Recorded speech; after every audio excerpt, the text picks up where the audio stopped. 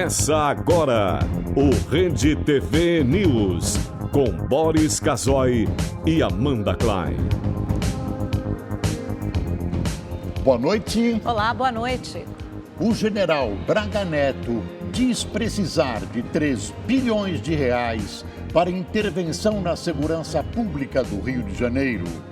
Mas o presidente Temer diz que recursos devem ser de até 800 milhões de reais. E veja também. Ministério da Segurança diz que munição do mesmo lote usada no assassinato da vereadora Marielle Franco não foi roubada. A nova versão é que as cápsulas foram encontradas em uma agência dos Correios da Paraíba após um assalto. O ministro do Supremo Tribunal Federal, Gilmar Mendes, é recebido com tomates ao chegar em um evento na capital paulista. E durante a palestra, ironiza colegas do STF. Eu não sei como que a gente faz essa captação do sentimento do povo, se é uma mandinagem, de alguma forma a gente incorpora. Mas eu não sei.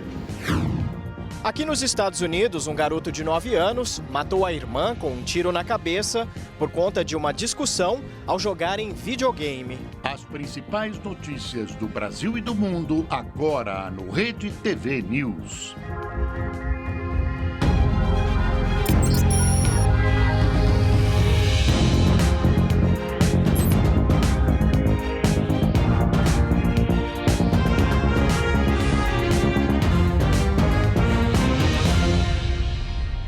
O presidente Michel Temer anunciou que trabalha na reformulação do marco regulatório de saneamento básico. A declaração foi feita durante a abertura do 8º Fórum Mundial da Água, que vai até o dia 23 de março em Brasília. A abertura oficial do evento foi realizada nesta segunda-feira com a recepção de chefes de estados do mundo inteiro. O Fórum Mundial da Água é o maior congresso de discussão de recursos hídricos e pela primeira vez é realizado no Hemisfério Sul. A sustentabilidade hídrica requer ações permanentemente integradas dentro de nossos países e entre os nossos países. É até ilusão acreditar que possa haver sustentabilidade para uns e não para outros. O planeta é um só. Durante o discurso, o presidente Michel Temer afirmou que vai reformular as leis de saneamento básico, mas não deu detalhes e nem prazo para as mudanças. Nossa atenção volta-se com muita naturalidade para o saneamento, em que tanto ainda resta por fazer. Nós estamos ultimando o projeto de lei com vistas a modernizar nosso marco regulatório em saneamento e incentivar novos investimentos. No Brasil, pouco mais da metade da população tem acesso à coleta de esgoto. Além disso, 3,5 milhões de brasileiros nas 100 maiores cidades do país despejam esgoto irregularmente, mesmo tendo acesso à rede coletora. 44% do esgoto coletado não é tratado. A situação é mais grave na região norte, onde apenas 18% dos rejeitos passam por algum tipo de processo. O tratamento de esgoto é apenas um dos problemas quando se fala de recursos hídricos. A escassez de água já é realidade em várias partes do mundo, inclusive em Brasília, que passa por racionamento há mais de um ano. Atualmente, metade da população do mundo enfrenta a falta de água durante pelo menos um mês no ano. Em 2050, esse número pode chegar a mais de 5 bilhões de pessoas. É para discutir alternativas de preservação da água que especialistas do mundo inteiro estão reunidos em Brasília. Um dos estudos mais esperados já foi divulgado, o relatório da Unesco sobre recursos hídricos. A organização defende que soluções para a gestão da água devem ser baseadas em processos naturais, como reflorestamento, revitalização de ecossistemas e uso de banheiro seco. As soluções verdes, elas são interessantes para ajudar a resolver esses problemas antes mesmo que eles aconteçam, porque elas ajudam a aumentar a disponibilidade de água. Então vai ajudar a combater a escassez hídrica. Olha, segundo várias previsões de especialistas, as guerras do futuro terão como motivo nada de terras, território, ideologia, etc., mas terão como motivo principalmente a disputa por água. No Tratado de Paz entre Israel e Jordânia, por exemplo, uma questão vital foi a divisão das águas do Rio Jordão. Um dia após vencer as prévias do PSDB, o prefeito João Dória respondeu às críticas à sua candidatura ao governo de São Paulo.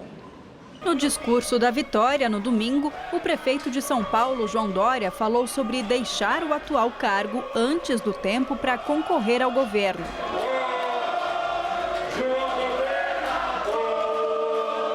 Nós estaremos com os paulistas e com os paulistanos, todos que vivem em São Paulo, ainda que tenham nascido aqui, são paulistas também, pertencem a este estado, e nós estaremos juntos fazendo uma gestão compartilhada, governo do estado e prefeitura de São Paulo. Hoje ele ainda respondeu às críticas feitas pelo ex-senador José Aníbal, que também disputou a prévia do PSDB ao governo, de que teria havido fraude na vitória dele. A sua amargura, o seu destempero verbal, eu espero que ele possa reavaliar ou então peça para sair, vai encontrar um partido que seja tão amargurado quanto ele. O governador de São Paulo, Geraldo Alckmin, candidato à presidência, expressou apoio a João Dória, sem deixar de elogiar o atual vice-governador, Márcio França, que disputa o governo paulista pelo PSB. O candidato do meu partido será o João Dória, portanto estaremos juntos. O Márcio França está preparado para assumir o governo de São Paulo, 4 anos nos acompanhando, candidatura extremamente legítima, vai ser governador de São Paulo. Então não tem nenhum problema, nós temos muitos partidos no Brasil. Essa foi a primeira vez que o PSDB fez prévias para definir um candidato ao governo no estado. Foram 126 urnas em 72 cidades. E com mais de 79% dos votos, Dória entra agora na contagem regressiva para deixar a prefeitura. Para disputar o governo, ele deve renunciar até 6 meses antes das eleições. E com isso, tem aí no máximo mais 20 dias para passar o cargo ao vice Bruno Covas. Você vê que Alckmin vai ter os pés em 2 canoas ao mesmo tempo. Depois de ter tentado ser candidato à presidência da República, o prefeito Dória acabou disputando as prévias do PSDB. Venceu por larga margem, mas o partido saiu do episódio com algumas fissuras. Há quem garanta que Dória ainda almeja o Palácio do Planalto, se a candidatura de Alckmin não decolar. Dória deixa na prefeitura seu vice Bruno Covas, neto do falecido governador Mário Covas. Bruno foi secretário das subprefeituras e se estranhou com Dória quando foi afastado do cargo com pecha de incompetente. João Dória vai passar a campanha inteira tentando explicar por que deixou a prefeitura depois de ter prometido reiteradas vezes cumprir seu mandato até o fim. E na capital argentina, autoridades participaram da prévia do G20, evento que reúne ministros de finanças e chefes dos bancos das 19 maiores economias do mundo e da União Europeia. Veja com a correspondente em Buenos Aires, Luciana Tadeu. Entre os temas que serão abordados este ano estão tributação internacional, protecionismo e criptomoedas. O ministro da Fazenda, Henrique Meirelles, e o presidente do Banco Central, Ilan Goldfein, representaram o Brasil. A crise política e econômica na Venezuela também foi assunto de destaque desta segunda-feira. O ministro da Fazenda falou do impacto da imigração de venezuelanos nas nações vizinhas. No caso do Brasil, nós temos a entrada já de cerca de 40 mil venezuelanos, principalmente no estado de Roraima, e muitos deles entrando, inclusive, na região da Mata Amazônica e etc. Meirelles afirmou que uma das possibilidades consideradas é de que na próxima reunião do Fundo Monetário Internacional seja discutida a criação de um fundo multilateral de assistência e direcionamento para refugiados venezuelanos. Sanções econômicas ao país também entraram em pauta e o governo brasileiro sinalizou que vai cobrar a dívida de 1,3 bilhão de dólares que a Venezuela tem com o Brasil. Sobre a corrida à presidência, Meirelles disse ser prematuro responder sobre se há espaço tanto para sua candidatura como a de Michel Temer, e reforçou que tomará sua decisão até o dia 7 de abril. Evidentemente que se eu decidir que sou candidato, e o presidente também decidir que ele é candidato, nós vamos conversar para ver qual é o melhor entendimento aí do ponto de vista eleitoral. Para o presidente do Banco Central, Ilan Goldfein, a situação econômica mundial é benigna, mas o G20 deve observar riscos futuros e evitar o protecionismo. Eu acho que o papel do G20 é garantir que o comércio internacional continue saudável, que não haja nenhuma onda de protecionista no mundo. Luciana Tadeu, de Buenos Aires, para o Rede TV News. Numa manchete de fim de semana, o Estadão cravou uma informação de que o presidente Temer confidenciou a auxiliares que será candidato à reeleição. É possível porque Temer é candidato desde sempre. Quanto à informação, vamos aguardar para conferir. Durante uma palestra em São Paulo, o ministro do Supremo Tribunal Federal, Gilmar Mendes, criticou a recusa da presidente do Supremo, Carmen Lúcia, em pautar a rediscussão sobre a prisão após a segunda instância. O evento aconteceu hoje pela manhã no Instituto de Direito Público, o IDP. Gilmar Mendes foi recebido com protesto. Manifestantes jogaram tomates no carro do ministro.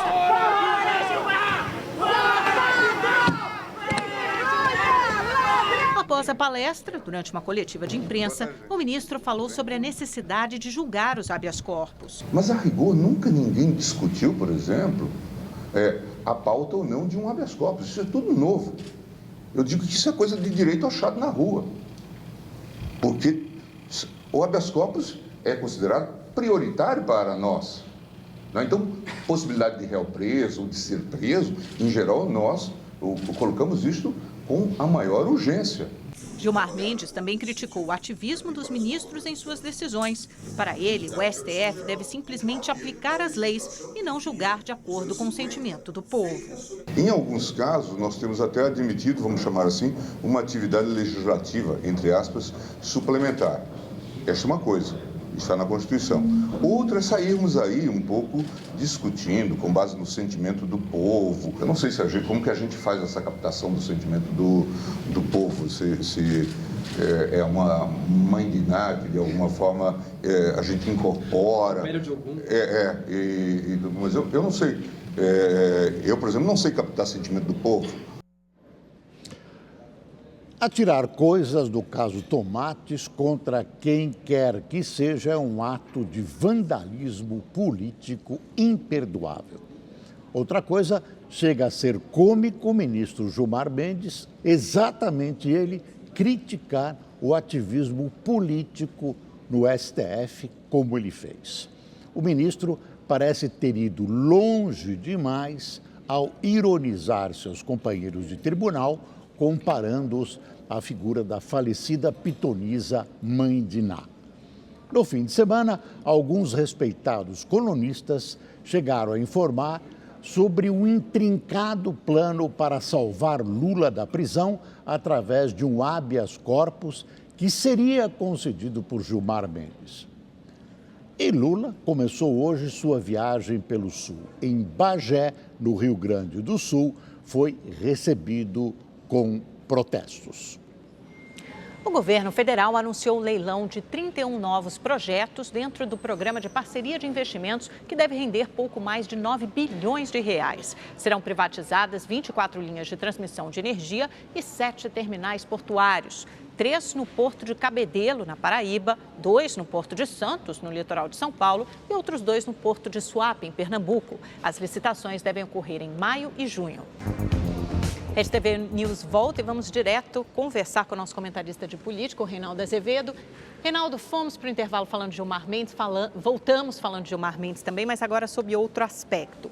O Gilmar é relator de um pedido de habeas corpus coletivo sobre a prisão em segunda instância, após segunda instância. Isso terá algum efeito? Boa noite, Amanda. Não terá efeito nenhum. Aliás, as redes sociais, para variar, né, já estão naquele festival de boçalidades, não quer dizer que todo mundo que esteja nas redes sociais seja boçal, mas enfim, é um palco preferencial para os boçais, as pessoas que primeiro atiram e depois perguntam por quê e quem é o alvejado, não é isso? Vamos lá. Existe, como todo mundo sabe, existem 2 ADCs, ações declaratórias de constitucionalidade, no Supremo para tomar uma decisão de mérito com efeito vinculante, que aí sim obriga todos os tribunais a tomar aquela decisão, inclusive o próprio STF, sobre a prisão depois da condenação em segunda instância. Isso está lá para ser votado desde dezembro. Além disso, e não tem nada a ver com Lula, isso precede Lula. Além disso, existe o habeas corpus preventivo impetrado pela defesa do Lula. Este habeas corpus já foi enviado para o Pleno do Supremo, o Fachin já entregou relatório para todo mundo, isto é, já levou em mesa, agora basta que ele diga, é preciso votar. Acontece que a ministra Carmen Lúcia resolveu sentar sobre as 3 ações, porque ela diz que isso apequena o tribunal. É a primeira vez na história da humanidade em que um tribunal votar alguma coisa que está lá seria apequenar-se, não é? Eu insisto, se tivesse havendo alguma manobra para tentar facilitar a votação, para ajudar Lula ou outro qualquer, eu seria o primeiro a vir aqui dizer que não. Só que é o contrário, isso tem de ser votado. Se vai beneficiar o Lula ou não, não é problema da ministra e de ninguém. Tem que cumprir a regra. Muito bem. Porque isso está lá para ser votado e a Carmen Lúcia não vota, esses advogados do Ceará entraram com habeas corpus coletivo que, se concedida a liminar, e o relator é o ministro Gilmar Mendes, todas as pessoas que, condenadas em segunda instância, estão presas, seriam soltas. E todas aquelas que estão para ser presas não seriam presas, né, enquanto não se julgasse o mérito dessa liminar, caso o ministro a concedesse. Só que eu acho que o ministro, se resolver atuar antes do Supremo tomar as outras decisões, ele vai negar a liminar porque ela é descabida. Aí sim, esse tipo de liminar seria descabida, porque beneficiaria todo mundo de cambulhada sem considerar os casos, né? Porque, veja, tem gente que está presa agora porque a pena está sendo executada, mas que, se não fosse isso, poderia estar presa em razão de prisão preventiva. Então é claro que o ministro, que também é cabível, é claro que o ministro não vai conceder uma liminar soltando todas essas pessoas sem saber quem são. Eu estou falando da boçalidade porque já começou. Aí, tá vendo? Olha aí, agora o Gilmar vai soltar todo mundo. Ah, justo ele é o relator. Ele é o relator porque foi no sorteio que caiu para ele. Existe um sistema de sorteio ali e pinga na tela do ministro e cai lá e ele tem de ser o relator, né? A não ser que ele se declare impedido para isso. Então, atenção, esse habeas corpus que está com o Gilmar, eu acho que não vai dar em nada. Agora, isso só está ali porque a Carmen Lúcia não cumpre a sua obrigação. Na terça-feira agora vai ter uma reunião com os ministros e quero crer que se chegue a algum lugar, né? Ela já deu um jeito de falar para a imprensa que não foi ela que convocou a reunião, mas sim o Celso de Mello, que é o decano do Supremo. Era uma desnecessidade. Aliás, a ministra dizer, sim, fui eu, cumpri a minha obrigação e fiz uma reunião administrativa com os ministros. Qual é o problema disso? A Carmen Lúcia precisa parar de ficar jogando para a galera. Afinal de contas, ela não é o jogador Edilson, que quando estava no Corinthians, num jogo que o Corinthians estava vencendo, resolveu fazer embaixadinha para humilhar o adversário, né? Por favor, não se comporte neste particular como Edilson, que não obstante era um grande jogador. Como jogador era melhor do que a Carmen Lúcia como jurista. Pronto, falei. Reinaldo, boa noite. Na sua opinião, Reinaldo, a seu juízo, quais são elas, essas forças que estão tentando matar Marielle Franco uma segunda vez? Boa noite, Boris. Olha, uma segunda, uma terceira, uma quarta. Primeira extrema-direita asquerosa, chechelenta, quando fica divulgando falsas fotos de Marielle, que teria sido casada com Marcinho VP, e essas fotos circulam. E até desembargadora acaba passando isso adiante. Aliás, um conselho, desembargadores, não fiquem nas redes sociais, não tenham perfis nas redes sociais, não se deem a esse desfrute, não é? Não se comportem como adolescentes. É vergonhoso isso. Então, claro, essas forças sim. Mas também a esquerda, quando insiste na tese de que a morte desta moça é decorrência da intervenção. Decorrência da intervenção, isto é, seria praticada pelas forças da intervenção. Não, não. As forças que não querem intervenção, é preciso que se insista nisso. As forças que não querem intervenção, estas sim estão por trás da morte dela. Precisa ver quem? Ou o narcotráfico, ou a milícia, muito provavelmente, né? Ou a banda podre da polícia. Então são as forças que não querem a intervenção. Aliás, como não queria Marielle, como não queria e não quer o PSOL, que recorreu à justiça. É preciso parar com essa exploração vigarista. Né? Até porque ela não é a única morte. No Rio de Janeiro, no ano passado, foram 6.300 mortos. No Brasil inteiro, 61.619 mortos. Alguma coisa precisava ser feita e está sendo feita. Né? Então, esses que ficam aí tentando associar a intervenção, as forças da intervenção, ao assassinato dela, estão tentando matá-la uma segunda vez, porque estão buscando ignorar os fatos, inventar uma narrativa. E a extrema-direita que usa a morte da moça aí para tentar fazer politicalha também. Enfim, são forças, como diria um pensador, opostas, porém que se combinam na estupidez. E é hora de parar com isso e deixo o recado final. Senhores magistrados, extingam todas as suas páginas no Facebook, no WhatsApp, no Twitter, em todos os lugares. Por favor, atenham-se aos autos e tenham mais compostura. Obrigada, Reinaldo. Boa noite. Até amanhã. O interventor do Rio de Janeiro, general Braga Neto, e deputados federais fluminenses que fazem parte da comissão que acompanha a intervenção se reuniram hoje pela primeira vez. O encontro ocorre 5 dias após a morte da vereadora Marielle Franco. A verba para o processo de intervenção foi o principal assunto do encontro. Até agora, nenhum valor foi liberado pelo governo federal. Passado praticamente um mês, 30 dias da intervenção, não há qualquer informação oficial por parte do Gabinete de Intervenção sobre o orçamento disponível da Secretaria de Segurança do Estado. Segundo os parlamentares, o interventor calcula um déficit de mais de 3 bilhões de reais na segurança pública.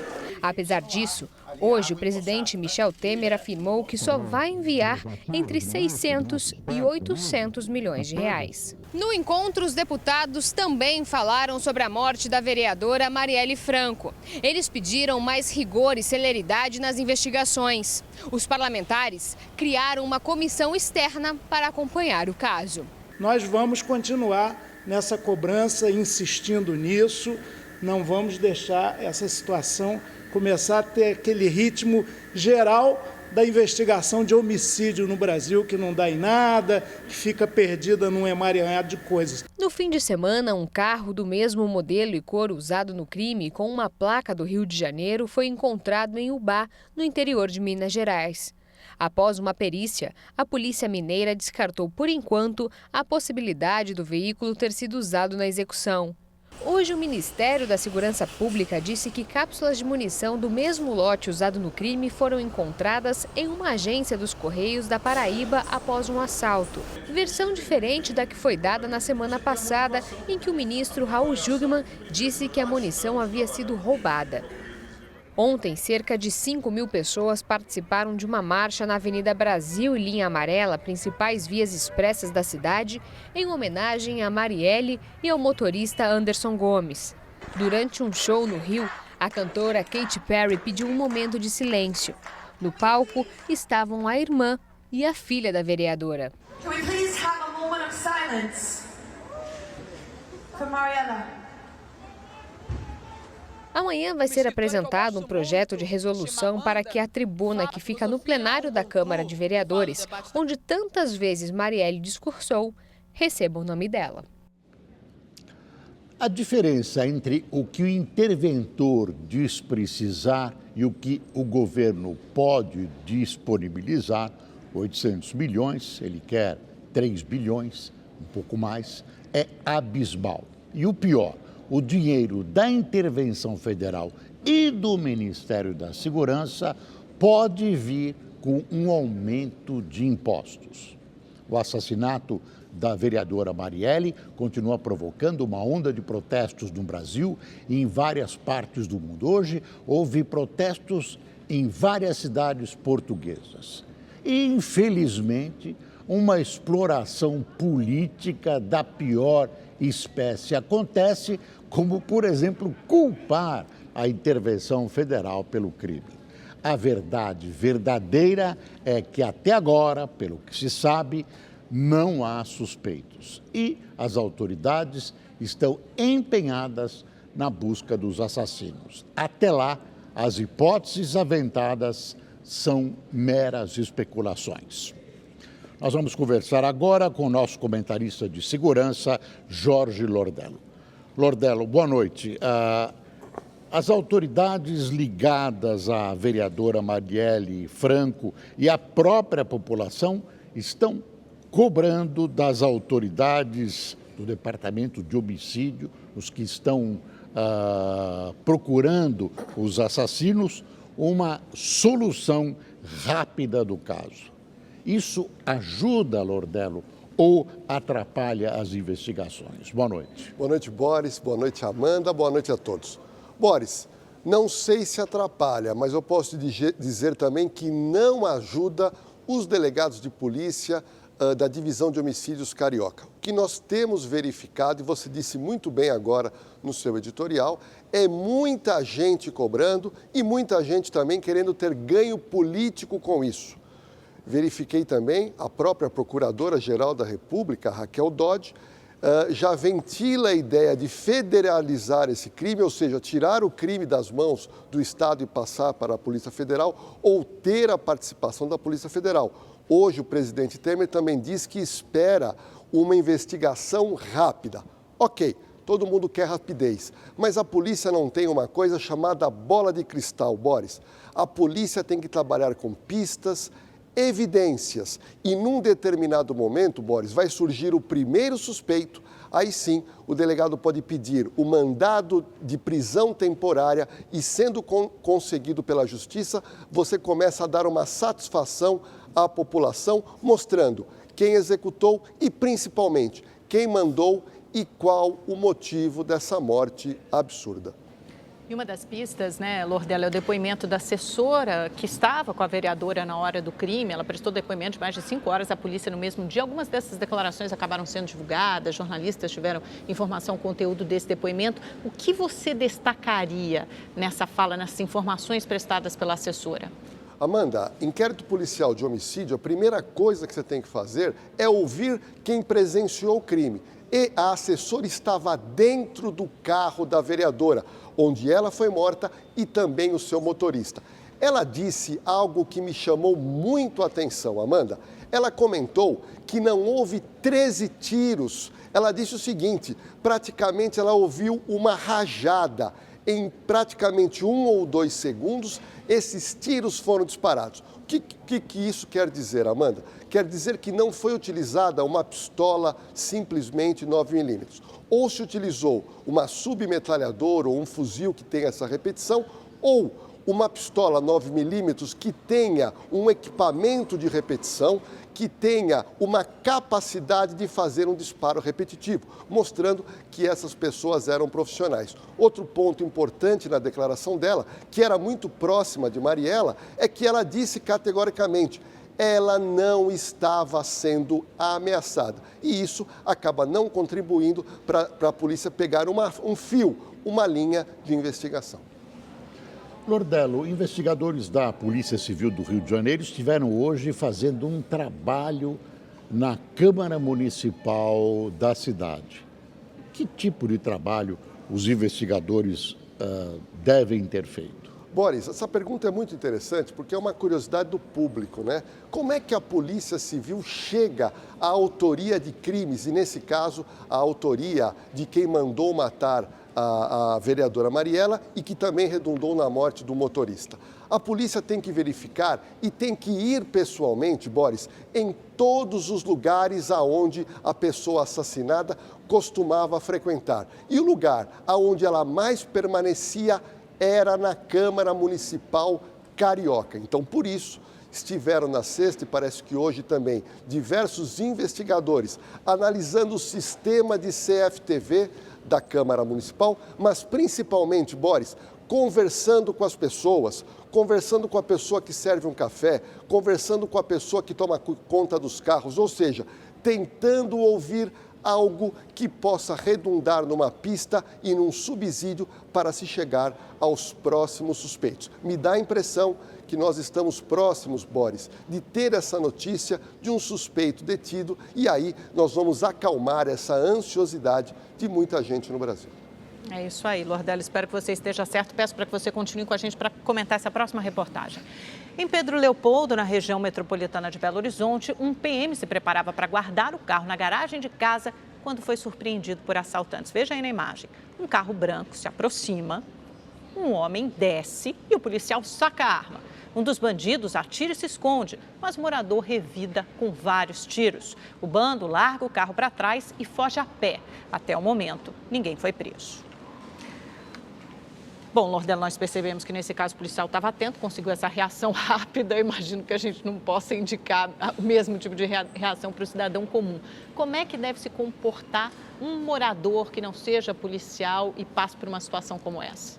Amanda, uma coisa interessante, não adiantava o policial estar armado e não estar atento. Esse policial estava armado, ele abre a porta, o portão da casa dele, mas ele tinha atenção. Quando ele observa o carro suspeito, ele saca a arma e, ao verificar que era bandidos, ele descarregou a sua pistola. É uma lição de segurança? É sim. Todos nós, quando vamos entrar na nossa residência ou sair da residência, é muito importante, Amanda, fazer o que eu chamo de focalização do perigo. Ou seja, só entre na sua casa após verificar o que tem no redor e na hora de sair, antes de sair do carro, antes de sair a pé, não tenha pressa. Fique na parte de dentro, através de uma veneziana ou de um vidro, observe se não há ninguém em atitude suspeita para que você não saia e aí seja vítima do crime de oportunidade. Esse foi um crime em tese de oportunidade, mas eles encontraram um policial preparado que teve a reação imediata, os marginais fugiram e o interessante, abandonaram o carro que era roubado. Lordelo, obrigado por sua participação e até amanhã. Obrigado. A rotina de violência continua no Rio de Janeiro. Um tiroteio entre assaltantes e policiais causou pânico e correria no centro da cidade.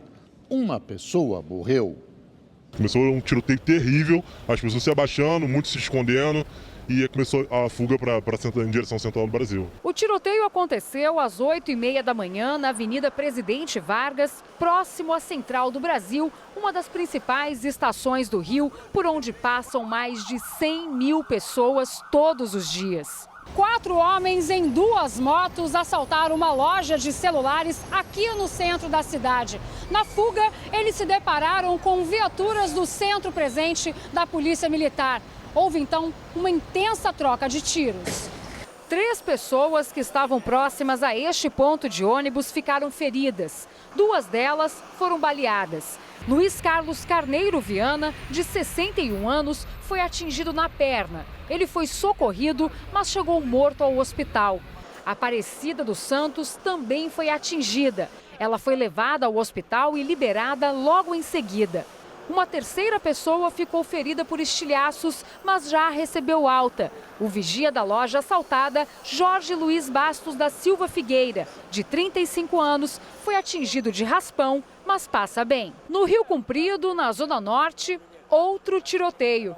Criminosos armados desciam esta rua em 2 carros roubados quando cruzaram com policiais militares. Os bandidos abriram fogo. Um homem foi baleado na cabeça e socorrido. Horas depois, foi transferido para o Hospital do Exército. O estado de saúde dele é estável. os criminosos estão foragidos. Toda vez a gente acorda, sabe, pensando em muitas vezes não voltar para casa, para ver nossas famílias, etc. Porque a gente não sabe o que pode acontecer a todo momento. É violência em todo lugar. Em São Paulo, um homem condenado por atirar no ator Gerson Brenner há 20 anos cometeu mais um crime. Dessa vez, um assassinato. E eu tava na rua, o cara me deu uma força, eu tava dormindo na casa dele ali uns 3 dias à noite. E ele acabou dando um tapa na minha cara e eu acabei matando ele. Peguei ele no mata-leão e estrangulei o pescoço dele. O homem que confessa um homicídio neste vídeo é Luzimar Jesus dos Santos, de 38 anos. Ele conta como tirou a vida do próprio amigo, Edivan Lemos de Souza, de 43 anos, após uma briga na madrugada de hoje. Houve uma discussão durante a utilização de cocaína. Ele, após a prática desse homicídio, se evadiu do local e ao transitar na frente no batalhão da Polícia Militar, pela região, foi abordado por esses policiais militares e apresentado aqui na delegacia. O crime aconteceu nesta casa, na zona leste de São Paulo. A filha da vítima confirmou que o pai ajudava Luzimar. Meu pai acabou fazendo amizade com ele, e porque ele não tinha onde morar, não tinha casa, esses negócios aí. Meu pai falou que ele podia ficar aí com eles. Foi isso. Meu pai trouxe ele para matar ele, né? Na delegacia, a esposa de Edivan prestou o depoimento e disse que foi estuprada por Luzimar. Ela passou por exames e agora a polícia aguarda os resultados. Como Luzimar confessou o homicídio, ele foi preso em flagrante. Mas essa não é a primeira passagem dele pela polícia.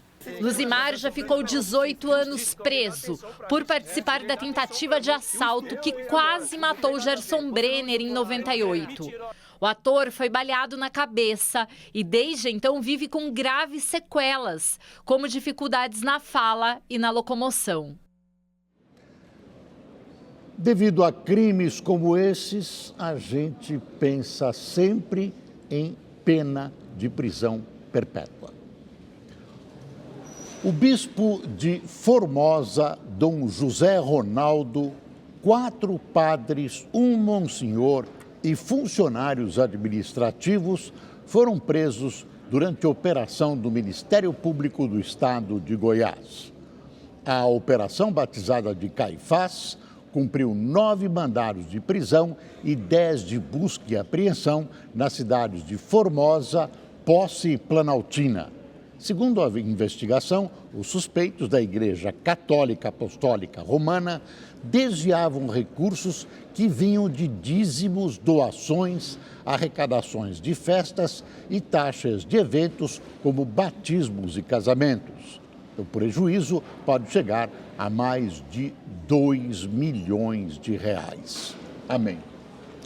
A polícia prendeu em Mogi das Cruzes, na Grande São Paulo, um dos maiores traficantes do Brasil. Wellington Xavier dos Santos, o Capuava, estava na lista dos mais procurados do estado. As penas somadas chegam a quase 50 anos de prisão. O traficante tentou fugir de carro com mais 2 suspeitos, mas o veículo bateu num barranco e tombou.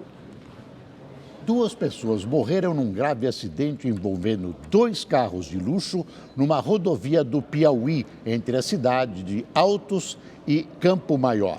De acordo com a Polícia Rodoviária Federal, um dos veículos subiu na proteção da estrada, bateu na cabeceira da ponte, atravessou a pista e pegou fogo. O carro que vinha atrás não conseguiu frear e também bateu. Os destroços ficaram por todos os lados. Um vídeo flagrou os carros em alta velocidade. A polícia não confirmou que se trata de um racha, mas o velocímetro de um dos veículos travou a mais de 200 km por hora.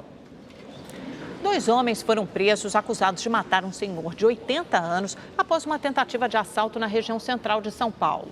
Ele teria sido abordado pelos bandidos após deixar uma agência bancária. O homem foi baleado no tórax e morreu ainda no local. Segundo a Polícia Militar, nenhuma quantia foi levada da vítima. Já em Belo Horizonte, as chuvas têm causado muitos transtornos. No interior de Minas Gerais, os temporais também não dão trégua. No município de São Bento, o passeio de 4 pessoas em uma cachoeira quase terminou em tragédia no fim de semana. O grande volume de água deixou o grupo ilhado. Os jovens esperaram 3 horas pelo resgate dos bombeiros. Em Belo Horizonte, as fortes chuvas provocaram muitos estragos. Esta cratera na Zona Sul bloqueou o trânsito e assustou os moradores da região. Alguns não conseguem nem tirar o carro da garagem. O buraco gigante, com cerca de 10 metros de diâmetro e 5 de profundidade, ameaça atingir a calçada e um poste de iluminação. Neste outro bairro, a situação é ainda mais grave. Esse muro de contenção corre o risco de cair. A pedido da prefeitura, a justiça determinou que 34 casas sejam desocupadas imediatamente. O risco está evoluindo, então é importante que a área seja desocupada para garantir a proteção dessas famílias e para que o DR possa fazer com mais rapidez possível a intervenção para poder sanar esse risco. Sem ter para onde ir, a maioria das famílias ainda permanece aqui. A casa de Aline fica logo abaixo do muro. Com medo, ela vai deixar o imóvel nas próximas horas. Para quem arrumou aluguel, tá bom, mas para quem ainda não arrumou, tá difícil, que não tem para onde ir. Quem passa por aqui de carro também enfrenta problemas. Parte da rodovia foi interditada. A Defesa Civil identificou um afundamento na pista. Essa movimentação precisa ter uma intervenção imediata e para que essa intervenção ocorra é necessário retirar as moradias para eles terem inclusive a área para trabalhar na recuperação dessa estrutura que está aí. Segundo o Instituto Nacional de Meteorologia, o volume de água na capital mineira no mês de março é o maior em 10 anos. Só nos primeiros 15 dias choveu mais que o dobro da média histórica. No temporal mais forte, carros foram arrastados e pessoas ficaram ilhadas na última sexta-feira.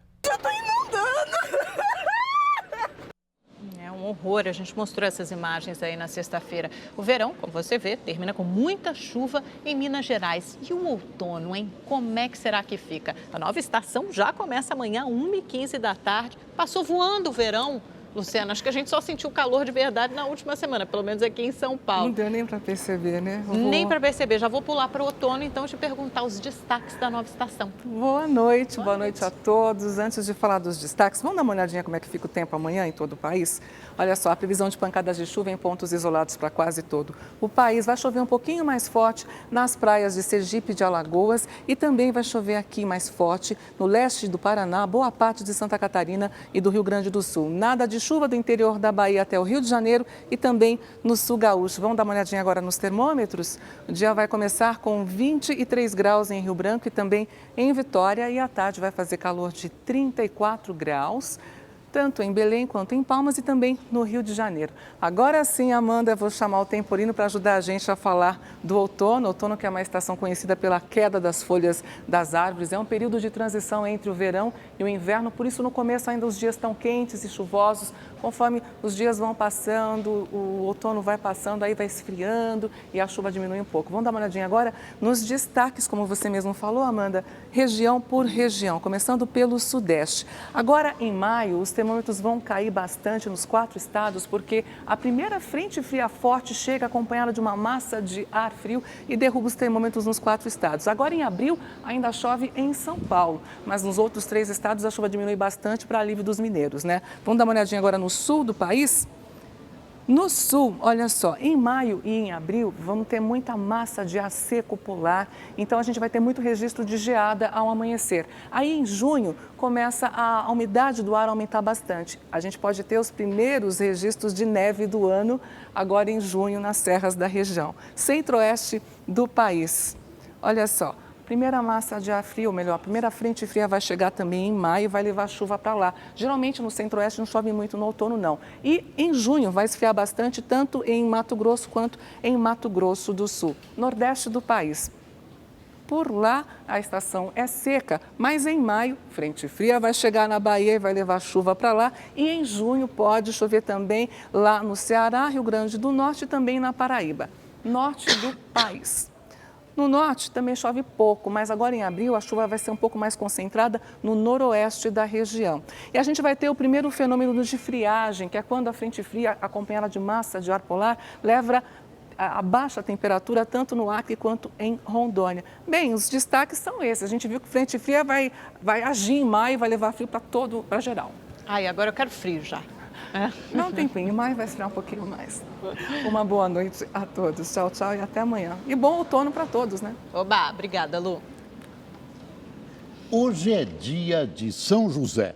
No Ceará, a data tem um significado especial para os agricultores.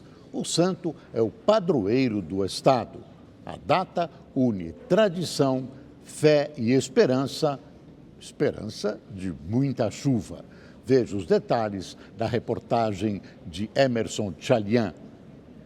Hoje tá todo mundo assim, de olho no céu. Diz a tradição que... Se chover, vai ser um bom inverno e uma boa safra, né? Muito mais que uma celebração católica, a data é um exercício de esperança. E o céu já respondeu. Nuvens carregadas e olha aí... O resultado é esse. Nas terras do Seu Odir, em Maranguape, tá tudo verde. Esse feijão aqui já está quase pronto para a colheita. Olha aqui, ó. O Seu Odir plantou no dia 28 de janeiro, já tem vagem. Tá bom, né? Tá bom. E a terra? A gente olha assim, parece que tá seca, né? Mostra aqui, Seu Odir. A terra tá bem molhada, ó. Tá de nascer ainda. Você planta e nasce, ó. A plantação de milho dá gosto de ver. Daqui ele deve colher quase 200 sacos. E é essa produção que vai garantir um ano de tranquilidade. O milho é usado na alimentação dos animais e deles vem o sustento. O leite, os ovos, a galinha caipira. É uma felicidade que a gente fazia tempo que não via desse jeito, né? E a terra aqui tá tão boa que o Seu Odir plantou até arroz. Mostra aqui pra gente, Seu Odir. Porque arroz precisa de muita água, né? Com certeza, precisa de muita água. Mas tá bom, esse ano... Em fevereiro, as chuvas ficaram 50% acima da média no Ceará, o que não acontecia desde 2007. Foi tanta água que 7 reservatórios transbordaram. 11 deles estão com volume superior a 90%. O quadro de seca excepcional, a pior de todas, regrediu. E que seja só o começo das boas notícias. Esse é um momento também de fé, de oração, onde os nossos agricultores, homens rurais, acreditam que nesse dia é o dia que a partir de agora, dia 19 de março, é o período que começa um bom inverno no Ceará, boas chuvas, e é isso que a gente espera. Com o céu bonito assim e a plantação desse jeito, Seu Odir tá feliz da vida. Muito bom, a alegria do sertanejo, do pessoal do campo que trabalha é quando chove. Sem chuva ninguém tem alegria, né? A alegria é chover. No estado americano do Mississippi, um garoto de 9 anos matou a irmã com um tiro na cabeça por conta de uma discussão ao jogar em videogame. As informações com o correspondente em Los Angeles, Fábio Borges. A tragédia aconteceu na zona rural do estado do Mississippi. A briga começou quando o menino pediu o controle do videogame para a irmã, que tinha 13 anos. Ao ter o pedido negado, o garoto pegou uma pistola que os pais mantinham em casa e disparou contra a parte de trás da cabeça da irmã. A adolescente chegou a ser encaminhada para um hospital na cidade de Memphis, mas não resistiu aos ferimentos e morreu no domingo. As autoridades policiais ficaram surpresas e declararam que nunca tinham lidado com um caso parecido. Os investigadores apuram como o menino teve acesso à arma de fogo, entre outras circunstâncias do incidente, como uma possível negligência dos pais, já que a mãe estava na cozinha dando comida para outros filhos. A justiça ainda não determinou qual será a punição a todos os envolvidos, incluindo o garoto de 9 anos. Estatísticas apontam que lesões por armas de fogo correspondem a 1/3 das mortes de crianças e adolescentes nos Estados Unidos. A média de fatalidades é de cerca de 1.300 por ano. Fábio Borges, de Los Angeles, para o Rede TV News. Um carro autônomo da Uber matou uma mulher no Arizona, nos Estados Unidos. A vítima andava de bicicleta quando foi atropelada. Segundo a polícia, o motorista estava no carro no momento da batida, mas o veículo operava no modo autônomo. Após o acidente, a Uber suspendeu temporariamente os testes com a nova tecnologia e afirmou que vai colaborar com as investigações.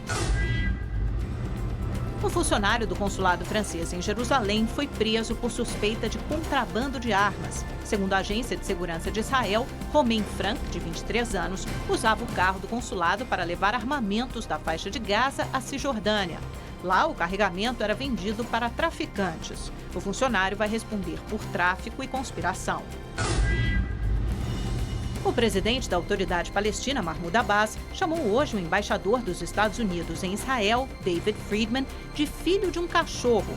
A ofensa foi feita em meio a críticas ao governo Trump por reconhecer Jerusalém como capital de Israel.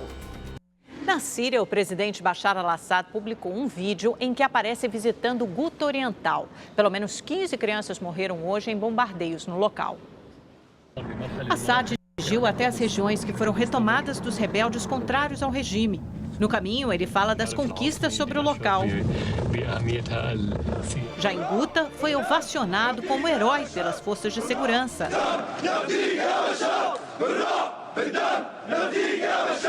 O local devastado por uma ofensiva do governo deixou mais de 1.200 civis mortos desde o final do mês passado.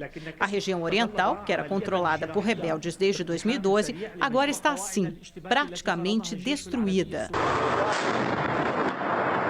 Na semana passada, a Guerra Civil Síria completou 7 anos, com um saldo de mais de 500 mil de mortos e milhares de feridos e refugiados.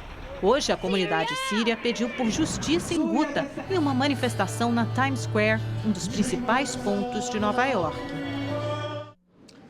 Eu não vi até agora grandes mobilizações internacionais a favor das vítimas da guerra na Síria, em que o ditador Assad é acusado reiteradamente de usar gases venenosos contra a população civil. Na Rússia, o presidente Vladimir Putin foi reeleito com 76,7% dos votos, garantindo o mandato até 2024. Desde 1999, no poder como presidente ou como primeiro-ministro, Putin garantiu que vai reduzir o gasto militar este ano e em 2019. Ele também disse estar pronto para dialogar com todos os países do mundo, desde que os líderes queiram. A oposição e organizações não governamentais denunciaram irregularidades, como levar centenas de trabalhadores em ônibus para locais de votação, além de cédulas preenchidas antes do pleito. O candidato opositor do Partido Comunista, Pavel Grudini, recebeu menos de 12% dos votos. Aliados como China, Síria, Venezuela e Bolívia parabenizaram Putin. Potências ocidentais, como Estados Unidos, ainda não se manifestaram. Na semana passada, o governo inglês acusou Moscou de envenenar um ex-espião russo, refugiado no Reino Unido, abalando a relação entre as duas nações. A relação gastos militares PIB na Rússia é muito alta, mas em dólares, China e Estados Unidos gastam muito mais. Putin assumiu a Rússia em condições apocalípticas e restaurou a autoestima do país, especialmente graças à recuperação econômica, daí a sua popularidade. É um governo nitidamente autoritário, com total desprezo pela democracia. Tomou parte da Ucrânia sem a menor cerimônia e mantém, apesar disso, uma relação relativamente equilibrada com o governo do presidente Trump. Ao terminar o seu mandato, será o presidente mais longevo que a Rússia já teve. Hora de falar de esporte. O Brasil tem amistoso pela frente. Silvio Luiz, o Brasil vai jogar completo na Rússia. Já chegaram quase todo mundo. Fagner e Jeromel vão chegar esta madrugada. Mas quem sabe das coisas, Luciano Júnior, que já está em Moscou. Rapidinho ele, hein?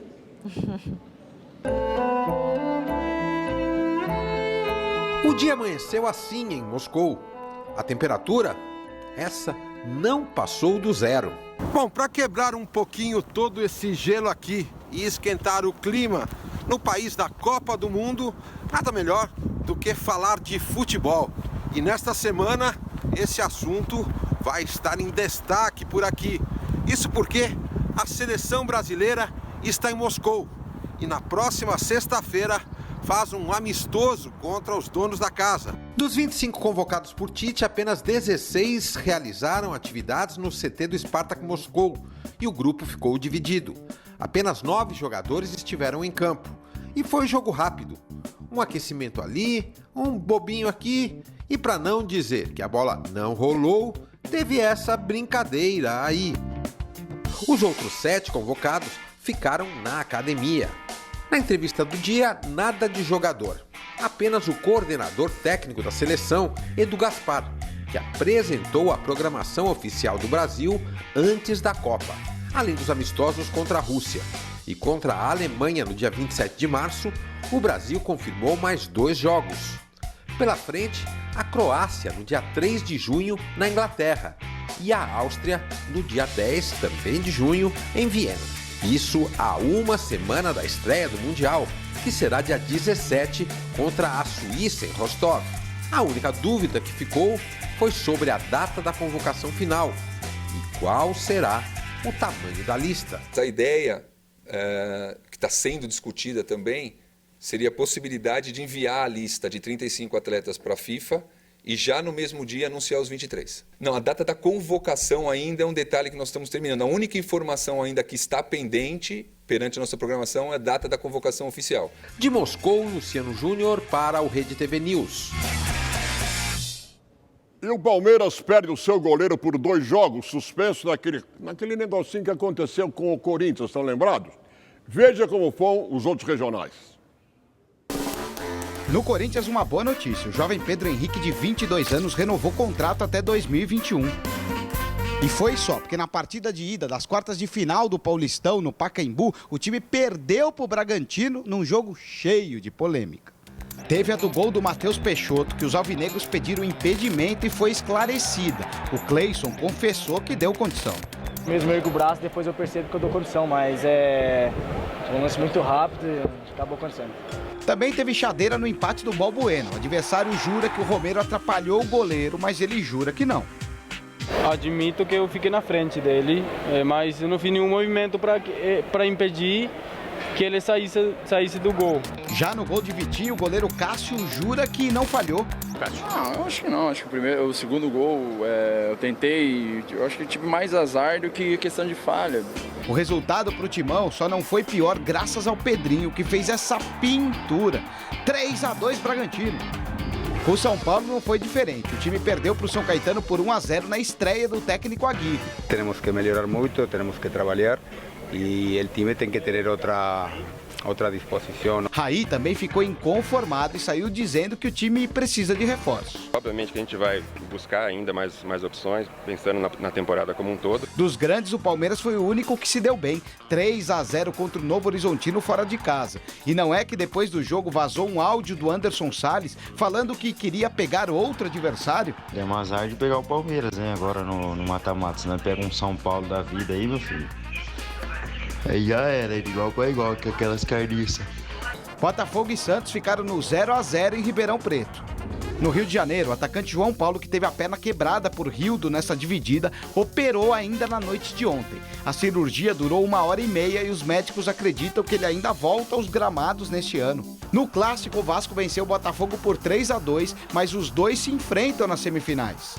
Com o Flamengo, a partida foi tranquila. O time passeou em cima da Portuguesa 4-0 e pega na próxima fase o Fluminense, que não saiu de um empate de 1-1 com a Cabofriense. Lá no Sul teve Grenal nas quartas de final e o Inter não deu nem pro cheiro, hein? Foi 3-0 pro Grêmio, que coisa. Em Minas, Raniel foi o cara do jogo. Marcou 2 vezes e ajudou o Cruzeiro a despachar o Patrocinense. O Atlético Mineiro também fez o beabá, ganhou do RT por 1-0, gol de Fábio Santos, que contou com uma ajudinha do zagueiro. Tabela sorteada sem data e sem horário. Copa do Brasil, 4ª fase. A Ponte recebe o Náutico no primeiro jogo, depois vai para lá. O Atlético do Paraná enfrenta o São Paulo na casa dele. O Avaí recebe Goiás lá em Santa Catarina. O Internacional em Porto Alegre com o Vitória, e o Atlético de Minas Gerais recebe o Ferroviário do Ceará pela primeira vez. Depois, segundo turno, inverte tudo, vai um para lá e outro para cá. E agora, me diga uma coisa, como é que vai a nossa Superliga? O Camponesa Minas despachou o Fluminense também por 3-1 e não terá moleza pela frente. As meninas vão encarar o Sesc Rio, que venceu sem sustos o Pinheiros, 3-0. As partidas começam nessa sexta e serão decididas no sistema melhor de 5. Pela Superliga Masculina, teve decisão de vaga para as quartas de final. O Sada Cruzeiro pega o Lebes Canoas neste sábado. Sesc Rio e Vôlei Renata se enfrentam no mesmo dia. Partida que você acompanha aqui na Rede TV a partir das 3h da tarde. No domingo é a vez de SESI e Corinthians entrarem em quadra, além de Taubaté e Minas Tênis Clube. Até amanhã, seu Bois. Até amanhã, seu Silvio. Incêndios florestais na Austrália deixaram quase 100 famílias desabrigadas. Segundo o Corpo de Bombeiros, cerca de 90 casas ficaram destruídas. O tempo seco e os fortes ventos ajudaram a espalhar as chamas. Um bombeiro ficou ferido e 4 pessoas tiveram que ser atendidas após inalar fumaça. O ensino brasileiro foi pauta de debates em um dos fóruns de educação mais importantes do mundo. O evento, que acontece em Dubai, discutiu o fraco desempenho do Brasil nas avaliações internacionais e buscou soluções para melhorar os índices. E num dos momentos mais esperados do Congresso, uma britânica foi premiada como a melhor professora do mundo. As informações com o nosso enviado especial, Mauro Talhaferri. Mais de 2.000 pessoas de 153 países. Um fim de semana num cenário paradisíaco. E um problema sério para resolver. Como atingir uma educação de excelência daqui a uma década, num planeta onde, segundo as Nações Unidas, 1 a cada 5 jovens está fora da escola e 1 a cada 6 não tem conhecimentos suficientes de matemática, escrita e leitura. No Congresso em Dubai, entre as mais de 100 mesas de discussão, palestras e entrevistas, o Brasil também esteve em pauta. E com notas baixas. A educação do país está nas últimas posições em avaliações internacionais como o PISA. Apenas 65% dos alunos das redes pública e privada terminam o ensino médio e destes, só 7% atingem a nota mínima em matemática. Na ANA, Avaliação Nacional de Alfabetização, apareceu que 54% das crianças ao final do 3º ano não estão alfabetizadas. Isso é um problema grave que nos demanda ação e ação urgente. Mas se o Congresso identificou e discutiu tantos problemas, também reconheceu quem buscou as soluções e pelo 4º ano entregou o prêmio de melhor professor do mundo, uma espécie de Oscar da educação. Os 10 finalistas, entre eles o brasileiro Diego Faria Lima, foram selecionados entre 30.000 professores de mais de 170 países. Numa produção de cinema, o tetracampeão de Fórmula 1, Lewis Hamilton, conduziu o troféu pelas ruas de Dubai até chegar ao palco. Ladies and gentlemen, the fastest man in the world, Lewis Hamilton! E o prêmio foi entregue à britânica Andrea Zafiraco. Professora de artes num subúrbio de Londres, Andrea se tornou uma referência para crianças pobres de famílias de imigrantes que muitas vezes mal falam inglês e são vítimas de gangues locais. Andrea adaptou o currículo escolar à realidade dos jovens, introduziu atividades extraclasse, visitou os pais dos alunos. O esforço para integrar as crianças e adolescentes se refletiu no desempenho escolar. O colégio está entre os 5% com o melhor rendimento da Inglaterra. Num vídeo transmitido na cerimônia em Dubai, a primeira-ministra britânica Theresa May parabenizou a professora. Andrea vai receber $1 milhão oferecidos pela fundação mantida pelo maior grupo de ensino fundamental privado do mundo, que organiza o congresso e a premiação. No discurso, Andrea mandou uma mensagem aos estudantes do mundo. Quaisquer que sejam as circunstâncias e os problemas, saiba que você tem o potencial de ser bem-sucedido em todos os seus sonhos. E esse é um direito que ninguém pode tirar de você. A frase resume o que ela pensa, o que ela faz e o que ela ensina. Educação brasileira, isso é uma vergonha. E o Rede TV News fica por aqui. Boa noite. Uma ótima noite para você e até amanhã.